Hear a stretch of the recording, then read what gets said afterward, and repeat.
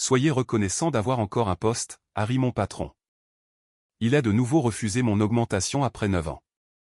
Après avoir économisé 18 millions de dollars, il a promu un stagiaire junior à ma place. À 9h12 du matin, j'ai accepté tranquillement l'offre d'un concurrent. Ils ont célébré jusqu'à ce que tout le conseil d'administration panique. 6 semaines plus tard, 23 clients ont suivi. Il n'y aura pas d'ajustement cette année. Martin Keane a dit cela sans avoir l'air embarrassé. Il a fait glisser une lettre de rémunération d'une seule page sur la table de conférence et s'est penché en arrière comme si la réunion était déjà terminée. J'ai regardé le chiffre, puis je l'ai regardé à nouveau. 0, encore une fois. Je m'attendais à de la déception, mais pas à la manière dont il effacerait si nettement l'année que je venais de livrer. Pas d'excuses, pas de discussion sur les chiffres, juste une page imprimée me disant que 9 années de résultats s'étaient soldées par le même salaire. Étrangement, je n'étais pas encore en colère. J'avais soudainement les idées très claires à nouveau. Mon nom est Camille Ardant. J'avais 41 ans, et pendant 9 ans, j'avais travaillé chez Stonebridge Advisory Group en tant que directrice principale des comptes stratégiques. Ce titre semblait important. En pratique, cela signifiait que je portais les problèmes que personne d'autre ne voulait jusqu'à ce qu'ils deviennent suffisamment rentables pour que quelqu'un de plus haut placé s'en attribue le mérite. Je gérais 31 des plus grands comptes d'entreprise de Stonebridge. 27 avaient renouvelé cette année-là. J'avais personnellement aidé à protéger plus de 18 millions de dollars de revenus annuels. Nous venions d'afficher nos meilleurs résultats de fidélisation de la clientèle en près d'une décennie. Donc, ce n'était pas une conversation de mauvaise année. Martin a croisé les mains. Camille, je veux que vous compreniez que ce n'est pas un reflet de la performance. Cela m'a presque fait rire. Si la performance n'est pas le problème, ai-je dit, quel est-il? Sa bouche s'est crispée une demi-seconde. Vous êtes déjà bien payé pour un rôle de support de compte. Support de compte? J'ai gardé mon visage impassible. 3 semaines plus tôt, j'avais passé 14 heures à régler un litige contractuel que Martin avait créé en promettant à un client une date de livraison que notre équipe des opérations n'avait jamais approuvée. 2 mois avant cela, j'avais pris un vol un dimanche soir parce qu'un client du secteur de la santé s'apprêtait à résilier un accord à 7 chiffres après qu'un autre partenaire ait mal géré une escalade. Mais dans la version de Stonebridge de Martin, je supportais les comptes. Il les construisait. Votre rémunération est compétitive, a-t-il poursuivi. Et franchement, la stabilité a de la valeur. Beaucoup de gens seraient reconnaissants d'avoir votre poste. Voilà. Pas de reconnaissance, de la gratitude. J'avais déjà entendu une version de cette phrase, mais cette fois, elle a atterri différemment. Peut-être parce que j'avais cessé d'avoir besoin qu'il croie en ma valeur. J'ai posé une dernière question. Voyez-vous mes responsabilités changer l'année prochaine? Martin m'a fait le genre de sourire que les cadres utilisent quand ils pensent être patients. Votre rôle fonctionne parce que vous êtes doué pour les relations, mais nous ne devrions pas confondre relations et propriété. Les clients appartiennent à Stonebridge, Camille, pas à vous. Pendant un moment, la pièce est devenue complètement silencieuse. J'ai remarqué la pluie qui tapait contre le mur de verre derrière lui. J'ai remarqué le café intact près de son coude. J'ai remarqué qu'il attendait que je discute. Normalement, je l'aurais fait. J'aurais énuméré les renouvellements, les escalades, les revenus économisés, les comptes récupérés. Je lui aurais rappelé combien de fois les clients demandaient mon nom. Au lieu de cela, j'ai hoché la tête. Compris. Cela l'a surpris. Il a même cligné des yeux. J'ai signé la ligne d'accusé de réception, non pas parce que j'étais d'accord, mais parce que cela confirmait seulement que j'avais reçu la lettre. Puis je me suis levé, je l'ai remercié pour son temps et je suis sorti. Ce que Martin ne savait pas, c'est que Stonewell Consulting m'avait contacté 3 semaines plus tôt. Il me voulait comme vice-présidente de la stratégie client. Je n'avais pas accepté. Pas encore. Une partie de moi croyait encore que 9 ans chez Stonebridge devait signifier quelque chose. Je pensais que si la direction reconnaissait enfin le travail, je pourrais rester. Je ne cherchais pas la vengeance. Je cherchais un signe honnête que la loyauté fonctionnait dans les deux sens. Martin venait de me donner ma réponse. Je suis retourné à mon bureau, j'ai fermé la porte et j'ai ouvert l'offre de Stonewell sur mon téléphone personnel. Salaire de base plus élevé, bonus de performance, autorité exécutive, un budget pour constituer ma propre équipe de compte, et le plus important pour moi, un contrôle direct sur la stratégie client au lieu de la responsabilité sans autorité. J'ai lu l'offre 2 fois, puis j'ai tapé 4 mots. Je suis prête à accepter. Je l'ai envoyé. Pas de discours dramatique, pas de porte claquée, pas d'avertissement. Martin contrôlait encore mon salaire pour les 30 prochains jours. Mais à partir de ce moment, il ne contrôlait plus mon avenir. Il avait passé des années à traiter ma loyauté comme un atout de l'entreprise, quelque chose que Stonebridge pouvait utiliser sans jamais en payer la pleine valeur. 30 jours plus tard, il allait apprendre quelque chose qu'il aurait dû comprendre bien avant cette réunion. Une entreprise peut posséder un contrat. Elle ne peut pas posséder la confiance qui donne à un client l'envie de le renouveler. Le refus d'augmentation faisait mal, mais pas parce que je ne pouvais pas vivre sans. Cela faisait mal parce que j'avais enfin compris ce que Stonebridge pensait que valait ma loyauté. Quand j'ai rejoint l'entreprise 9 ans plus tôt, je croyais aux choses habituelles que les gens croient quand ils travaillent dur dans une entreprise en croissance. Je pensais que la constance comptait. Je pensais que si je continuais à résoudre des problèmes, à protéger la base de clients et à faire bien paraître les hauts dirigeants, la responsabilité se transformerait éventuellement en autorité. Pendant des années, j'ai agi comme si cet avenir n'était qu'à un autre bon trimestre de distance. J'annulais des vacances pendant la saison des renouvellements. Je répondais aux appels des clients avant le petit déjeuner et après le dîner. Je formais les nouveaux gestionnaires de compte sur tout, du langage contractuel à la manière dont certains cadres préféraient recevoir les mauvaises nouvelles. Quand un partenaire promettait trop, je trouvais un moyen de rendre la livraison réalisable. Quand les opérations manquaient quelque chose, je prenais le premier appel en colère. Je n'ai rien fait de tout cela parce que Martin m'y a forcé. Je l'ai fait parce que je pensais que je construisais quelque chose. La première fois que j'ai demandé une vraie augmentation, Martin m'a dit que les revenus étaient trop incertains. L'année suivante, après que les revenus se soient améliorés, il m'a dit que la direction voulait que la rémunération reste cohérente entre les rôles comparables. Je me souviens avoir demandé, comparable à quoi? Il ne m'a jamais donné de réponse claire.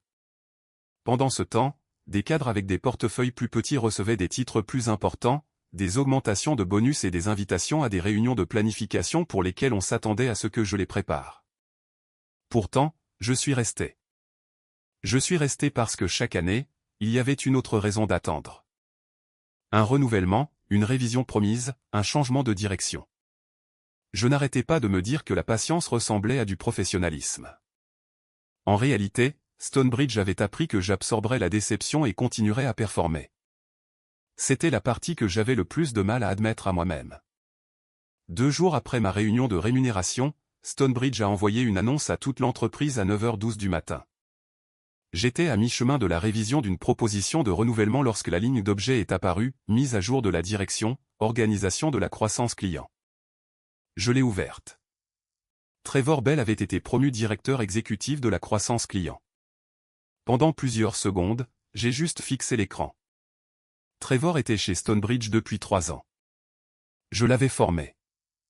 Le format d'examen de compte qu'il utilisait provenait d'un processus que j'avais créé.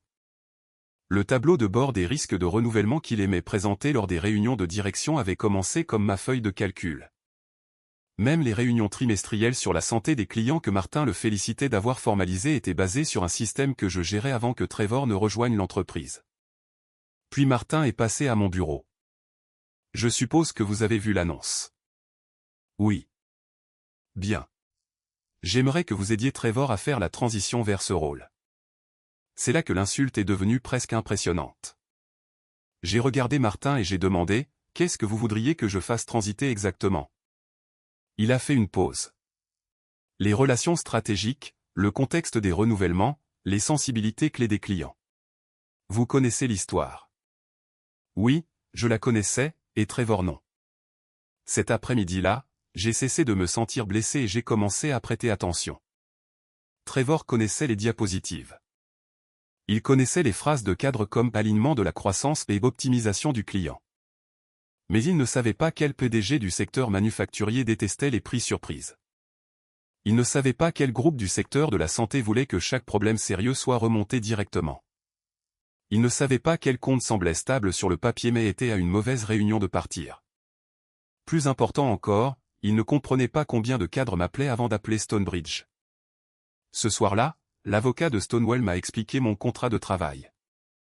Mes obligations de confidentialité étaient claires et j'avais l'intention de les honorer, mais il n'y avait pas de clause de non-concurrence large m'empêchant de rejoindre Stonewall. La clause de non-sollicitation était étroite avec des limites spécifiques que je devais respecter. C'était suffisant. J'ai pris une décision cette nuit-là. Je ne prendrai rien. Pas de fichier, pas de liste de clients, pas de prix confidentiel, pas de contact téléchargé. Je ne donnerai pas à Martin un seul argument net pour dire que j'avais volé quelque chose à Stonebridge. Je partirai simplement. Et pour la première fois, je me suis demandé si Martin avait jamais considéré à quoi ressemblerait Stonebridge quand 9 ans de confiance sortiraient par la porte, ne portant rien d'autre que son propre nom. Une fois que j'ai su que je partais, j'ai commencé à voir Stonebridge différemment. Pendant des années, j'avais considéré notre portefeuille de clients comme quelque chose que j'étais responsable de protéger. Maintenant, je le considérais comme un système que Martin ne comprenait pas entièrement. Sur le papier, Stonebridge avait des contrats. En réalité, beaucoup de ces contrats restaient en vie parce que quelqu'un avait passé des années à gagner la confiance lorsque les choses tournaient mal. La plupart du temps, ce quelqu'un, c'était moi. Il y avait un client du secteur manufacturier auquel je pensais encore souvent. 2 ans plus tôt, Stonebridge avait livré un ensemble de rapports avec de graves erreurs moins de 48 heures avant la présentation à leur conseil d'administration. Leur directeur des opérations m'a appelé à 6h20 du matin. Il n'a pas appelé Martin. Il n'a pas appelé notre service d'assistance. Il m'a appelé moi. J'ai passé les 10 heures suivantes à réunir les opérations, la finance et l'analytique. Je suis resté au téléphone pendant que nous reconstruisions le rapport, vérifions chaque chiffre et envoyions la version corrigée avant leur réunion. Le client est resté. Un autre compte, un groupe régional de soins de santé, a failli partir après que Martin ait approuvé une augmentation de prix sans se rendre compte du support de service qu'il perdait déjà. J'ai plaidé en interne pour une exception. Martin a résisté. J'ai continué à insister jusqu'à ce que nous trouvions une structure que le client pouvait accepter. Ils ont renouvelé, aussi. Cela s'est produit encore et encore. Les clients se souvenaient de qui répondait aux appels difficiles. Ils se souvenaient de qui expliquait clairement les mauvaises nouvelles. Ils se souvenaient de qui résolvait les problèmes sans se cacher derrière la politique. Martin voyait ces renouvellements comme la preuve que Stonebridge était forte. Je voyais autre chose. Stonebridge était forte parce que certaines personnes continuaient d'absorber les dégâts. Il y avait une différence. Pendant mes dernières semaines, j'ai examiné le calendrier des renouvellements dans le cadre de mon travail normal. Je ne l'ai pas copié. Je ne me suis rien envoyé. J'ai simplement fait ce que j'avais toujours fait. 18 comptes majeurs entraient en discussion de renouvellement dans les 90 jours suivants. 7 autres avaient une clause de résiliation pour convenance. Cela signifiait qu'ils pouvaient partir avant la fin de la durée totale du contrat s'ils donnaient un préavis approprié. Ce n'était pas une échappatoire secrète. C'était une clause standard dans plusieurs accords. Je connaissais déjà la plupart de ces dates parce que j'avais géré les comptes pendant des années. Pourtant, j'étais prudente. L'équipe juridique de Stonewall était encore plus prudente. Leur avocat m'a dit, « Vous ne pouvez pas apporter les informations confidentielles de Stonebridge ici. Vous ne pouvez pas encourager un client à rompre un contrat actif. Et bien que vos restrictions de non-sollicitation s'appliquent, vous devez rester complètement à l'intérieur de celles-ci. » Je comprends, ai-je dit, et documenté tout. C'était déjà mon plan. Je voulais que ce soit propre. Pas principalement propre, complètement propre. Puis j'ai remarqué le plus gros problème vers lequel Stonebridge se dirigeait. Martin poussait un nouveau modèle de tarification depuis des mois. Le plan augmentait les frais tout en réduisant l'attention que plusieurs clients recevraient de la part des cadres supérieurs. Pour lui, cela semblait efficace. Pour moi, cela semblait dangereux. Je l'avais prévenu par écrit. Un courriel disait que les clients verraient le changement comme payer plus pour moins d'accès. Un autre disait que l'augmentation des prix pendant une transition de direction pourrait créer un risque de renouvellement inutile. Martin avait rejeté les deux. Sa réponse à l'un d'eux ne faisait que 3 lignes. Il disait que les clients achetaient la plateforme de Stonebridge, pas une attention individuelle, et que nous devions cesser de surpersonnaliser la gestion des comptes. À l'époque, j'avais été frustré. Maintenant, j'étais reconnaissante qu'il l'ait écrit. Ces courriels sont restés dans le système de Stonebridge. Je n'avais pas besoin de copie. L'entreprise avait déjà son propre enregistrement, et Martin croyait toujours que je serais là pour gérer la réaction lorsque les changements de prix atteindraient les clients. C'est là que l'image complète est devenue claire. Pendant des années, Stonebridge avait pris de mauvaises décisions et m'avait ensuite utilisé pour en atténuer l'impact.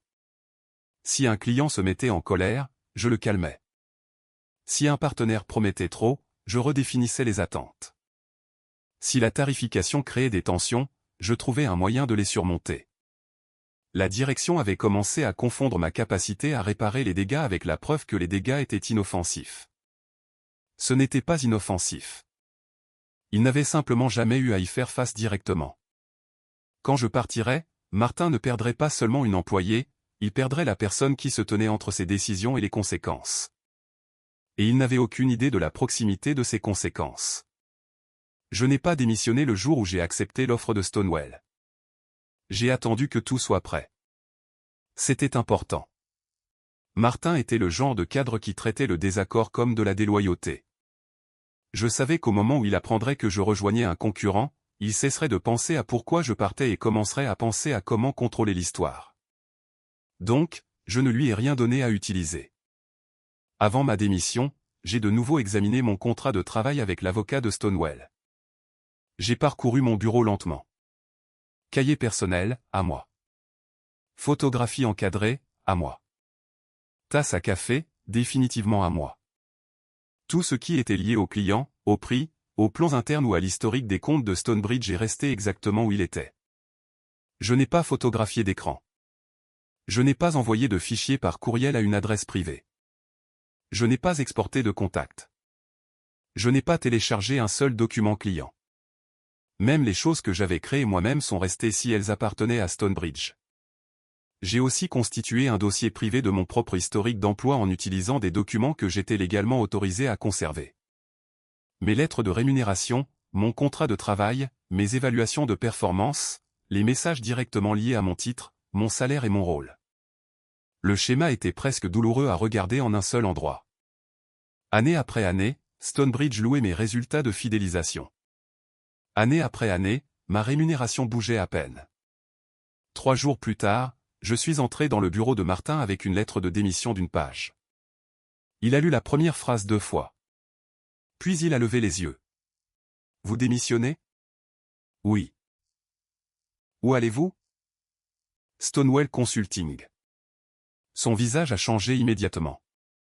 Pas de tristesse, pas d'inquiétude, de la peur, suivi très rapidement par de la colère. Qu'est-ce que vous faites là-bas ? Vice-présidente de la stratégie client. Il s'est penché en arrière. C'est pratique. Je n'ai rien dit. Puis est venu l'avertissement que j'attendais. Vous comprenez que les clients de Stonebridge sont hors limite. Je comprends mes obligations. Vous ne pouvez pas les approcher. Je sais. Vous ne pouvez pas prendre nos données. Je ne prends rien. Martin me fixait presque comme si mon calme le rendait plus méfiant. Puis il a changé de tactique. Camille, il y a peut-être une autre façon de gérer cela. Je savais déjà ce qui allait arriver. Il a nommé une augmentation de salaire. C'était plus que l'augmentation de $0 qu'il m'avait donnée 3 jours plus tôt. C'était toujours en dessous de l'offre de base de Stonewell. J'ai presque admiré le timing. Alors, le budget a changé, ai-je demandé. Sa mâchoire s'est crispée. C'est une discussion de rétention. Non, ai-je dit, c'est une démission. C'était la seule chose tranchante que je me suis permise. Martin a accepté mon préavis, mais le lendemain matin, il l'avait raccourci. Au lieu de travailler toute ma période de préavis, j'aurais 2 semaines pour transférer le portefeuille. Il a immédiatement mis Trevor en charge. Je savais pourquoi. Martin voulait prouver que Stonebridge pouvait me remplacer avant même que j'aie quitté le bâtiment. Alors, j'ai donné à Trevor tout ce que Stonebridge avait le droit de recevoir. L'état actuel des comptes, les problèmes ouverts, les étapes de renouvellement, les réunions prévues, les préoccupations documentées des clients. Je n'ai rien caché de ce qui appartenait au dossier de l'entreprise, mais Trevor a rapidement découvert la différence entre l'information et le jugement. Il est passé à mon bureau un après-midi en tenant un cahier.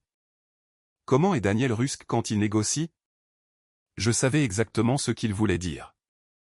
Daniel était le directeur financier de l'un de nos plus grands comptes du secteur manufacturier. Que voulez-vous dire? Jean, quel est son style? Qu'est-ce qui le fait bouger? Ce n'est pas dans les notes du compte. Non, alors je m'en tiendrai à l'historique documenté dans le contrat. Trevor avait l'air agacé. Vous savez ce que je demande. Je le savais. Il voulait 9 ans d'instinct réduit à une aide-mémoire rapide. Les petites pauses que j'avais appris à lire. Quel cadre voulait les chiffres en premier? Lesquels se souciaient plus du timing? Quel client avait besoin d'un appel avant un courriel formel? Quel dirigeant devenait plus méfiant quand quelqu'un insistait trop fort? Rien de tout cela n'avait été stocké dans un fichier secret. Cela vivait dans l'expérience. Et Martin venait de me dire que l'expérience était remplaçable. Le dernier jour, il n'y a pas eu d'annonce de la direction, pas de courriel de remerciement, pas de réunion d'adieu. Martin s'est assuré que mon départ paraisse insignifiant. J'ai emballé une boîte d'objets personnels, j'ai rendu mon badge et je suis sorti par les mêmes portes vitrées que j'avais franchies 9 ans plus tôt. Je me sentais plus légère que prévu. 3 jours plus tard, Stonewell a annoncé publiquement ma nomination. Le message était simple, mon nom, mon nouveau titre, une courte note sur mon parcours. À la fin de la journée, 6 anciens clients de Stonebridge m'avaient envoyé leurs félicitations. J'ai répondu à chacun avec soin. Merci. Content d'avoir de vos nouvelles. J'apprécie les mots aimables, rien de plus. Puis un message est arrivé d'un cadre avec qui j'avais travaillé pendant près de 5 ans. C'était amical, presque décontracté, mais la dernière phrase a changé toute la situation. Il a demandé, qui s'occupera des comptes avec vous chez Stonewell? Je l'ai lu 2 fois, puis je l'ai transmis à l'équipe juridique de Stonewell avant de répondre. Parce que pour la première fois, un client n'avait pas seulement remarqué que j'avais quitté Stonebridge. Un client demandait comment suivre. La première semaine chez Stonewell a été plus calme que prévu. J'avais un nouveau bureau, un nouveau titre et plus d'autorité que Stonebridge ne m'en avait jamais donné. Mais je restais prudente à chaque mouvement que je faisais, surtout en ce qui concernait les clients de Stonebridge. Stonewell avait assigné un de ses avocats pour examiner tout contact impliquant une entreprise avec laquelle j'avais travaillé auparavant. Si quelqu'un me contactait directement, je transférais d'abord le message. Pas de raccourci, pas de zone grise, aucune raison pour Martin de m'accuser de quoi que ce soit. Pendant ce temps, Martin était occupé à dire à tout le monde chez Stonebridge que mon départ n'avait pas d'importance. Je l'ai appris par des gens de l'industrie. Lors d'une réunion de direction, il aurait dit, Camille a construit des relations, mais l'entreprise appartient à la firme. Trevor peut gérer le portefeuille avec une approche plus évolutive. Évolutive. C'était le mot préféré de Martin quand il voulait faire passer l'expérience pour démodé. Trevor a commencé à appeler les comptes presque immédiatement. Les appels ne se sont pas bien passés. Je le savais parce que des gens me l'ont dit. Un ancien client m'a envoyé une courte note après que Trevor se soit présenté. Énergie différente là-bas maintenant. Je n'ai pas demandé ce qui s'était passé. J'ai simplement répondu, j'espère que la transition se passera bien. Quelques jours plus tard, une autre cadre m'a appelé pour me féliciter pour mon poste chez Stonewell. Au milieu de la conversation, elle a ri et a dit, votre remplaçant vient de nous dire que nous sommes avec Stonebridge depuis 7 ans. Ils étaient clients depuis 3 ans. J'ai fait une pause. Je suis sûr qu'ils corrigeront le dossier. Ce n'est pas vraiment la question, a-t-elle dit. Non, ce n'était pas le cas. Trevor connaissait le nom du compte. Il connaissait le chiffre d'affaires. Il connaissait la date de renouvellement. Ce qu'il ne connaissait pas, c'était l'histoire. Sur un autre compte, il a poussé la nouvelle structure de prix de Martin avant de résoudre un problème de service ouvert qui avait déjà mis le client en colère. C'était exactement le genre d'erreur que j'avais l'habitude d'arrêter avant qu'elle ne se produise. Trevor voyait la discussion sur les prix comme un point à l'ordre du jour d'une réunion. Je l'aurais vu comme de l'essence à côté d'une flamme nue. Pourtant, je suis resté en dehors de ça. Chez Stonewell, je me suis concentré sur la construction du modèle client pour lequel il m'avait embauché. J'ai proposé des charges de compte plus petites pour les cadres supérieurs, des voies d'escalade plus rapides et une règle simple, aucune surprise de prix majeure sans une révision de la relation au préalable. Le président de Stonewall m'a demandé « Pourquoi est-ce si important ?» Parce que les clients ne partent généralement pas pour un seul mauvais chiffre, ai-je dit. Ils partent quand le mauvais chiffre confirme qu'ils ne sont plus écoutés. Il a approuvé le modèle.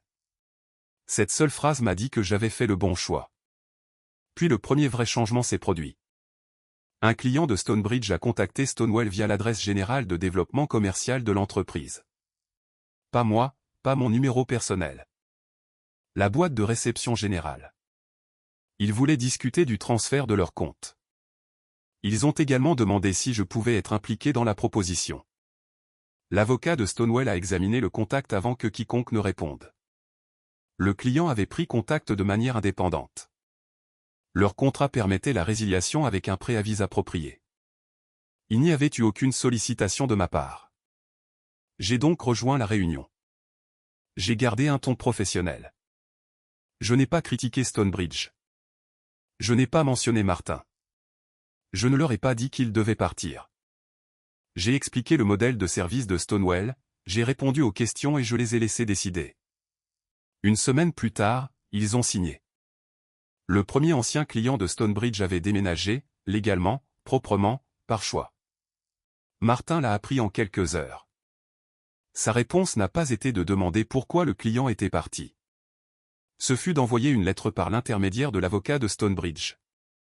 La lettre suggérait que je ciblais indûment les comptes de Stonebridge et exigeait que Stonewall conserve les enregistrements de mes communications. L'avocat de Stonewall est entré dans mon bureau avec la lettre et l'a posée sur mon bureau. Je l'ai lue une fois. Puis j'ai demandé, avons-nous la demande initiale du client? Il a hoché la tête. Horodaté, boîte de réception générale, avant que vous ne soyez impliqué, et les notes d'appel complètes. J'ai rendu la lettre. Alors je suppose que nous conservons tout. Il a souri légèrement. C'est ce que je pensais. Stonewall a répondu avec l'enregistrement du contact, la chronologie et une déclaration claire que le client nous avait approché en premier. Martin avait essayé de transformer la première perte en une accusation. Au lieu de cela, il a créé une preuve écrite que Stonewall documentait chaque étape. Il avait tiré son premier coup, et il avait manqué si nettement que tout le monde pouvait le voir. Après le départ du premier client, je m'attendais à ce que Martin devienne plus prudent. Il a fait le contraire. Stonebridge a déployé les changements de prix presque exactement comme il les avait prévus. Des frais plus élevés, moins d'accès au cadre supérieur, plus de responsabilités transférées aux gestionnaires de compte. Sur une feuille de calcul, cela semblait probablement efficace pour les clients. Cela donnait l'impression de payer plus pour moins, et maintenant je n'étais plus là pour l'expliquer. Les appels ont commencé lentement, puis ils sont venus plus vite. Un cadre a contacté Stonewall après avoir reçu la proposition de renouvellement de Stonebridge. Un autre a demandé une réunion de comparaison. Un troisième a déclaré qu'il avait l'intention de terminer son contrat actuel avec Stonebridge mais ne le renouvellerait pas. Chaque fois, nous avons suivi le même processus. Le développement commercial a enregistré la demande. Le service juridique a examiné la source du contact. C'est seulement après cela que je suis intervenu. Je n'ai jamais contacté un client de Stonebridge en premier. Je n'ai jamais dit à personne de rompre un contrat. Je n'ai jamais utilisé les prix ou les documents internes de Stonebridge. Je n'en avais pas besoin. Les clients savaient déjà de quoi ils étaient mécontents. À la fin de la deuxième semaine, 3 anciens comptes de Stonebridge avaient soit signé avec Stonewall, soit entamé des pourparlers de transition formelle. À la 3e semaine, ce nombre avait doublé. À la fin de la 4e semaine, 9 étaient en mouvement. 9. C'est là que Martin a cessé d'agir avec confiance. Je n'ai pas vu les réunions à l'intérieur de Stonebridge, mais j'en ai entendu assez pour savoir ce qui se passait. La finance posait des questions. Les partenaires posaient des questions et Martin avait besoin d'une explication qui n'impliquait pas d'admettre qu'il avait mal jugé l'ensemble du portefeuille. Alors il m'a blâmé. Selon 2 personnes encore à l'intérieur de l'entreprise, Martin a commencé à dire à la direction que le schéma était trop organisé pour être naturel. Il a suggéré que j'avais dû prendre des informations sur les clients avant de partir. Trevor était d'accord avec lui. Cela ne m'a pas surprise. Si Trevor admettait que les clients partaient parce qu'ils ne pouvaient pas gérer les relations, sa promotion semblait imprudente. Si Martin admettait que les clients partaient à cause des prix et du service réduit, sa stratégie semblait imprudente. Me blâmer les protéger tous les deux, au moins pour quelques jours. Stonebridge a ordonné un examen informatique interne de mes dernières semaines. C'est exactement pourquoi j'avais été si prudente. L'examen a vérifié les téléchargements, les transferts externes, le renvoi de courriel, les exportations de comptes et l'activité inhabituelle des fichiers. Ils n'ont rien trouvé. Aucune base de données client copiée, aucun téléchargement étrange. Aucun fichier envoyé à des comptes personnels, aucune activité inhabituelle du tout. Mes dernières semaines semblaient ennuyeuses parce qu'elles l'étaient. J'avais fait mon travail. Puis j'étais parti. Le résultat n'a pas aidé Martin. Il a aggravé les choses. Un partenaire senior de Stonebridge nommé Howard Ellis m'a appelé en privé vers la fin de la 4e semaine.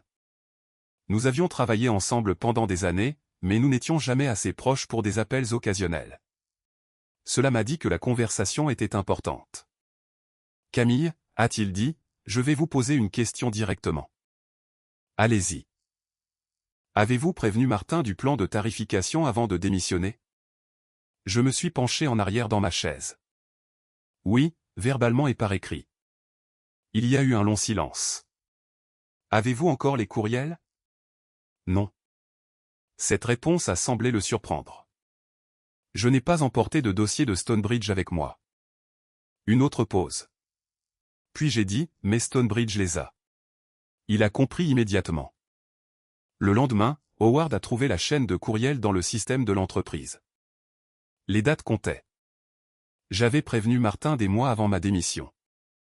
J'avais écrit que l'augmentation des prix tout en réduisant le soutien des cadres supérieurs créerait un risque de renouvellement. J'avais écrit que plusieurs clients dépendaient fortement de la continuité dans la direction des comptes et Martin l'avait rejeté. Maintenant, la même équipe de direction qui l'entendait m'accuser de débauchage pouvait lire ses réponses par elle-même. Au début de la 6e semaine, 17 clients avaient soit déménagé, soit s'étaient formellement engagés à le faire. 6 autres demandaient des propositions. Cela faisait 23 comptes en mouvement. Pas parce que j'avais pris une liste. Pas parce que j'avais passé des appels secrets, mais parce que Stonebridge avait changé le service, augmenté le prix et retiré la personne qui continuait d'expliquer pourquoi les clients devaient rester. Puis Howard m'a envoyé un dernier message. Réunion du comité exécutif prévue vendredi. Martin présentera son explication. J'ai fixé l'écran un instant. Pendant 6 semaines, Martin avait essayé de convaincre tout le monde que j'étais le problème. Maintenant, il allait s'asseoir dans une pièce avec les avocats de Stonebridge, l'équipe financière, les partenaires et sa propre trace de courriel. Et pour la première fois, je n'étais pas là pour le sauver des conséquences. Le vendredi matin, les problèmes de Stonebridge n'étaient plus des rumeurs. C'étaient des chiffres. La finance avait calculé les revenus annuels à risque des comptes partants, et le chiffre était suffisamment important pour que le comité exécutif de Stonebridge convoque une réunion de rétention d'urgence. Je n'étais pas invité. Je n'en avais pas besoin. Howard m'a dit plus tard que Martin était entré dans la salle de conférence avec un dossier sous le bras et la confiance de quelqu'un qui croyait encore pouvoir s'expliquer pour se sortir du problème. Sa position était simple. Les clients n'étaient pas partis à cause des prix. Ils n'étaient pas partis parce que le soutien des cadres supérieurs était réduit. Ils n'étaient pas partis parce que Trevor n'était pas préparé. Ils étaient partis parce que j'étais allé chez Stonewell et que je les avais discrètement ciblés. Pendant environ 10 minutes, Martin a contrôlé la pièce. Puis le conseil interne de Stonebridge a commencé à présenter les preuves. D'abord, l'examen informatique, pas de téléchargements inhabituels de mes dernières semaines, pas d'exportation de bases de données clients, pas de transfert de courriel privé, pas de copie massive de fichiers, rien qui ne soutienne l'affirmation de Martin. Puis sont venus les dossiers des clients. Plusieurs clients partants avaient déjà déclaré par écrit qu'ils avaient contacté Stonewell eux-mêmes. L'un a expliqué que la décision avait commencé après que Stonebridge ait augmenté les frais tout en réduisant l'accès au cadre supérieur. Un autre a dit, la confiance a chuté après la transition du compte. Un troisième a écrit que la relation ne semblait plus stable après mon départ. Martin aurait interrompu. Bien sûr, ils vont dire ça maintenant. L'avocat l'a regardé et a dit, ces déclarations sont cohérentes avec les journaux de contact fournis par Stonewell. C'était le premier moment où son argument a commencé à s'effondrer. Puis Howard a demandé la chaîne de courriel, celle que je lui avais dit de trouver. Mes avertissements sont apparus à l'écran. Des mois avant ma démission, j'avais écrit qu'une tarification plus élevée combinée à un soutien moindre des cadres supérieurs pourrait créer un risque de renouvellement sérieux. J'avais prévenu que plusieurs clients considéraient la continuité comme faisant partie du service pour lequel ils payaient. Les réponses de Martin étaient là aussi. L'une disait que nous devions cesser de surpersonnaliser la gestion des clients. Une autre disait que les relations appartenaient à Stonebridge, pas aux employés individuels. La même idée qu'il avait utilisée pour me rejeter se trouvait maintenant devant les personnes qui décidaient s'il avait protégé l'entreprise. J'ai appris tout cela plus tard. À ce moment-là, j'étais assise dans une salle de conférence de Stonewall en train de réviser 2 propositions. À 10h17 ce matin-là, un ancien client de Stonebridge a signé. À 11h06, un autre a signé. Juste après midi, un troisième nous a demandé d'envoyer l'accord final pour examen juridique. Le timing semblait presque irréel. Pendant que Martin expliquait pourquoi les pertes étaient de ma faute, les pertes continuaient de croître. Puis le président de Stonewall est entré dans la pièce en tenant son téléphone. Camille, le président du conseil d'administration de Stonebridge veut un appel formel. J'ai levé les yeux. Avec moi. Avec nous. Le service juridique aussi. Je m'attendais à une autre menace. Au lieu de cela, la demande portait sur la transition. Stonebridge voulait la confirmation que Stonewall respecterait les termes des contrats existants pendant que les clients finalisaient leur déménagement. Je suis resté très immobile après avoir entendu cela, car cet appel m'en disait plus que n'importe quelle rumeur. Stonebridge ne demandait plus comment m'arrêter. Il demandait comment gérer ce qui était déjà en train de se passer. À la fin de la 6e semaine, le 23e client a pris sa décision. Certains avaient déjà signé. Certains terminaient leur période de préavis. Certains avaient formellement choisi Stonewall pour leur prochain contrat, mais le nombre était de 23. Je n'ai pas célébré. J'ai regardé la liste. L'équipe de développement commercial de Stonewall l'avait préparée et j'ai pensé à Martin faisant glisser cette lettre de rémunération sur la table 6 semaines plus tôt. 0 d'augmentation, 18 millions de dollars de revenus protégés, 9 ans de travail réduit à du support de compte. Il avait cru que j'étais remplaçable parce que ma valeur ne tenait pas proprement dans une seule cellule de feuille de calcul. Maintenant, Stonebridge avait 23 décisions de clients distinctes montrant exactement ce que son jugement avait coûté. Le conseil d'administration pouvait débattre de la stratégie, des marges ou du calendrier. Ce sur quoi il ne pouvait plus débattre, c'était la séquence. Je l'ai prévenu. Il l'a ignoré. Je suis parti proprement. Les clients ont réagi. Chaque fait majeur était documenté avant même que Martin ne m'accuse d'avoir causé les dégâts. Et la partie la plus difficile pour Martin était qu'il n'avait plus personne à blâmer. Le conseil d'administration n'a pas renvoyé Martin cet après-midi-là. Les vraies entreprises agissent rarement aussi proprement. Il y avait des contrats, des comités, des examens juridiques et d'autres clients à protéger. Stonebridge avait encore des centaines d'employés qui n'avaient rien fait de mal, et personne de sensé ne voulait que l'entreprise s'effondre juste pour faire passer un cadre pour un mauvais. Mais la position de Martin a changé immédiatement. Les comptes stratégiques ont été retirés de son contrôle direct pendant que le conseil ouvrait une revue de gestion plus large. Il était toujours un associé directeur sur le papier, mais l'autorité qui avait autrefois rendu tout le monde prudent autour de lui était soudainement plus petite. Trevor a duré un peu plus longtemps dans son nouveau rôle. Puis le conseil l'a retiré de la gestion des grands comptes. Le langage officiel était poli. Stonebridge réalignait les responsabilités de la direction. Tout le monde a compris ce que cela signifiait. La promotion que Martin avait utilisée pour montrer que j'étais remplaçable avait échoué à son premier test sérieux. J'ai appris la plupart de cela par des contacts de l'industrie, mais je n'ai jamais commenté publiquement. Quand les gens me demandaient si je me sentais vengé, je disais généralement la même chose. J'espère que Stonebridge prendra soin des clients qui sont restés, et je le pensais. Les gestionnaires de compte là-bas n'avaient pas refusé mon augmentation. Les équipes des opérations n'avaient pas ignoré mes avertissements. Je n'avais aucun intérêt à voir des innocents souffrir parce que Martin avait pris une mauvaise décision. Chez Stonewall, j'avais quelque chose de mieux à faire. Travailler. 23 comptes entrants créaient une pression réelle. Les clients qui m'avaient suivi faisaient confiance au fait que le service correspondrait réellement à ce que nous avions promis. Si je les décevais, Alors l'histoire de Martin à mon sujet commencerait à paraître moins ridicule. J'ai donc traité chaque transition comme si elle comptait. J'ai embauché avec soin. Stonewell a approuvé des gestionnaires de comptes supplémentaires, un responsable principal des escalades et 2 postes de stratégie client. J'ai construit la structure que j'avais demandé à Stonebridge de construire pendant des années. Les cadres supérieurs restaient proches des comptes majeurs. Les escalades avaient des responsables clairs. Les changements de prix passaient par des revues de relations avant d'atteindre les clients. Personne n'était autorisé à supposer qu'un contrat signifiait la loyauté. Plusieurs mois plus tard, j'ai eu ma première évaluation de performance chez Stonewell.